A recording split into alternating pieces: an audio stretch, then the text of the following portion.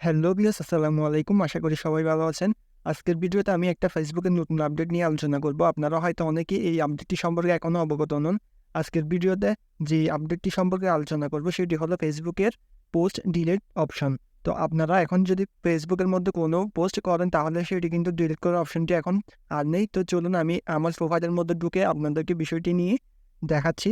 দেখেন, এখানে কোনো ডিলিট করার অপশন নেই। তো এই বিষয় নিয়ে আজকের ভিডিওতে আমি বিস্তারিতভাবে আলোচনা করব।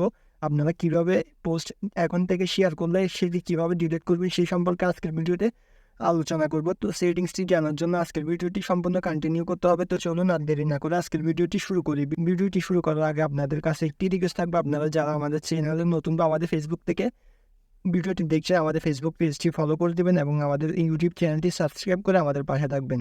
তো চলুন ভিডিওটি শুরু করি।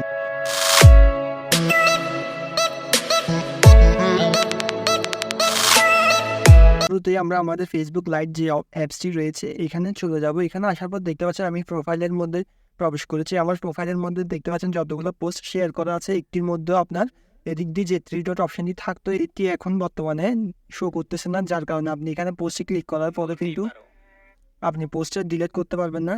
তো এখন এটা যারা ফেসবুক লাইট ইউজ করেন তাদের জন্য অনেক বড় দুঃসংবাদ হতে পারে। তো এখন আমরা আমাদের ফেসবুক যে অফিসিয়াল অ্যাপসটি রয়েছে এখানে প্রবেশ করব। ফেসবুক অফিসিয়াল অ্যাপসটি আসার পর আমি আমার প্রোফাইলে ঢুকে যাচ্ছি। এখানে আসার পর দেখতে পাচ্ছেন এখানে থ্রি ডট নামে একটা অপশন রয়েছে যেটা আপনাদের ফেসবুক লাইটের মধ্যে শো করেন। তো এখানে থ্রি ডট অপশনে ক্লিক করার পর দেখতে পাচ্ছেন ডিলিট পোস্ট, এই অপশনটা নেই। তবে আপনারা চাইলে মুভ টু আর্চিভ বা মুভ টু রিসাইকেল বিন এই অপশনগুলোর মাধ্যমে আপনারা আপনার পোস্টগুলো ডিলিট করতে পারবেন।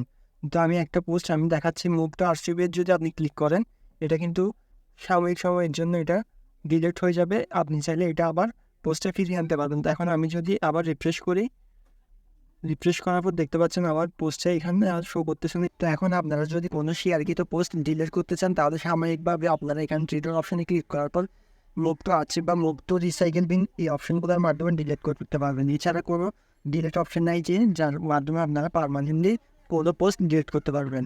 আর যারা ফেসবুক লাইভ থেকে কোনো পোস্ট বা ভিডিও পোস্ট করবেন তারা কিন্তু কোনোভাবে পোস্টগুলো ডিলিট করতে পারবেন না বা এডিট করতে পারবেন না, যা আমরা ইতিমধ্যে আপনাদেরকে ভিডিওর মাধ্যমে দেখিয়েছি।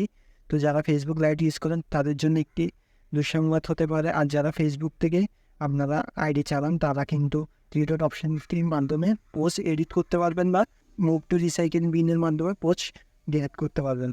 তো আশা করি আজকের ভিডিওটি আপনাদের উপকার আসবে এবং ভিডিওটি যদি ভালো লেগে থাকে তাহলে ভিডিওটিতে একটি লাইক দিয়ে আমাদের চ্যানেলটিকে সাবস্ক্রাইব করে, অথবা আপনি যদি আমাদের ফেসবুক পেজ থেকে ভিডিওটি দেখে থাকেন তাহলে আমাদের ফেসবুক পেজটি ফলো করে আমাদের পাশে থাকবেন।